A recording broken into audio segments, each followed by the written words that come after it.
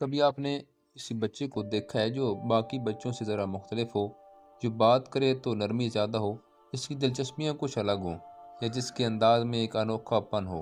ایسے بچے اکثر مذاق بن جاتے ہیں اور لوگ انہیں فوراً کہہ دیتے ہیں یہ تو شروع سے ہی ایسا تھا، اس کے ماں باپ کی پرورش ہی غلط ہے۔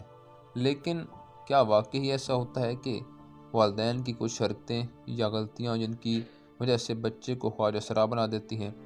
آج ہم اسی راز سے پردہ اٹھانے والے ہیں۔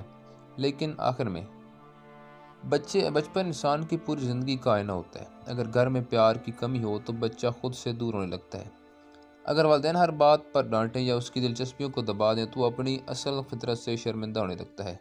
لیکن والدین کی کون سی جوانی کی غلطیاں جن کی وجہ سے بچہ خواجہ سرا پیدا ہوتا ہے؟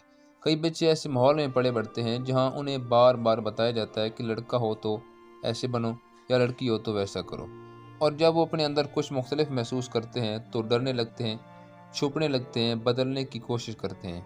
کچھ والدین بچوں کے احساسات کو مذاق سمجھ کر نظر انداز کر دیتے ہیں، کچھ ڈر کے مارے ان سے بات ہی نہیں کرتے۔ نتیجہ یہ نکلتا ہے کہ بچہ تنہا رہنے لگتا ہے اور اندر ہی اندر ایک نئی دنیا بنا لیتا ہے، ایسی دنیا جہاں وہ خود کو وہ بنا لیتا ہے جو وہ باہر نہیں بن سکتا۔ یہ وہ لمحہ ہوتا ہے جب وہ اپنی اصل شناخت سے بھٹک جاتا ہے۔ اب یہاں ایک سوال اٹھتا ہے کہ کیا اس کا مطلب یہ ہے کہ واقعی والدین کی غلطیاں، جو جوانی کی غلطی ہیں، بچے کو خواجہ سرا بنا دیتی ہیں، یا کون سی جسمانی غلطی ہیں جو ان سے بچہ خواجہ سرا پیدا ہوتا ہے؟ کیا اگر گھر کا ماحول بہتر ہو تو بچہ ویسا نہیں بنے گا؟ یہ وہ سوال ہے جس کا جواب زیادہ تر لوگ اندازوں سے دیتے ہیں، سچائی سے نہیں۔ اور وہ سچ یہ ہے کہ خواجہ سرا پیدا ہونا والدین کی کسی حرکت یا پرورش کی غلطی کی وجہ سے نہیں ہوتا۔ یہ ایک فطری اور جنیاتی عمل ہے۔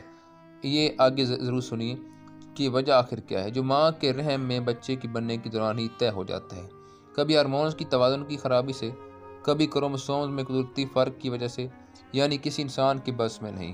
ہاں، والدین کی حرکات ایک چیز پر ضرور اثر ڈالتی ہیں، یہ کہ بچہ خود کو قبول کرے یا نفرت کرنے لگے۔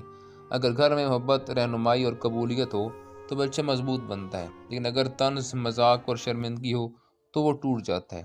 اس لیے یاد رکھیں، خواجہ سرا بننا گناہ نہیں، لیکن خواجہ سرا کو شرمندہ کرنا یقیناً ایک گناہ ہے۔